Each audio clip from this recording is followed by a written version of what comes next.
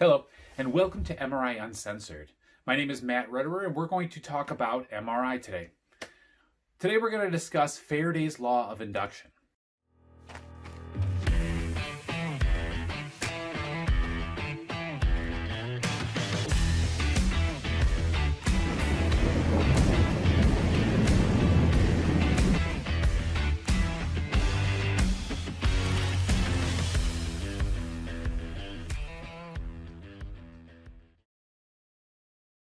In 1830, Michael Faraday, an English physicist, discovered a connection between electrical fields and magnetism.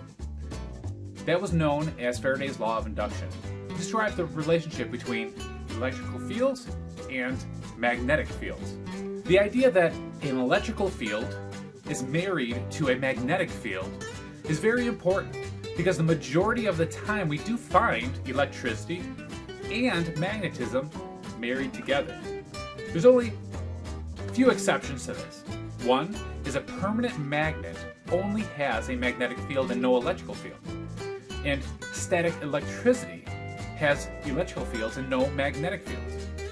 Outside of that, we pretty much find electrical fields and magnetic fields tied together. We find this in a lot of different things, from electrical motors to generators to essentially anything we plug into a wall. Michael Faraday figured out that if we coil a wire and run an electrical field through this wire, or voltage through this wire, we could produce a magnetic field. Well, it turns out that if we just coil this wire and move it in the presence of a magnetic field, we can again produce a voltage in this coil of wire.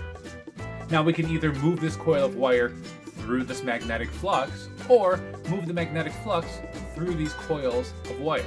Well, it turns out there's a proportional relationship between these coils of wire that we have and this magnetic flux. The more coils of wire that we have in this electrically conductive wire, as we expose it to a magnetic flux, the more voltage that will be produced in these coils of wire.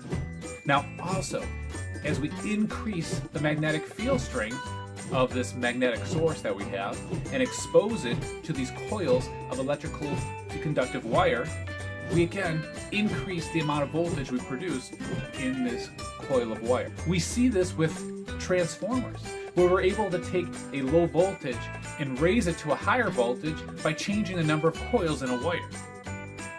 Now, where do we find this in MRI, and why do we even relate it to MRI? Well, we find Faraday's Law of Induction and the idea of it in many different places in MRI.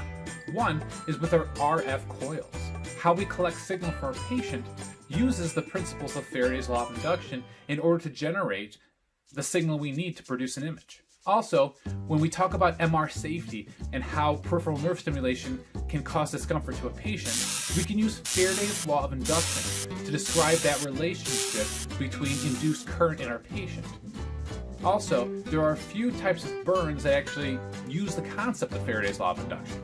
Later on, Maxwell took Faraday's Law of Induction and wrote the math to it to make it make sense to the whole entire world.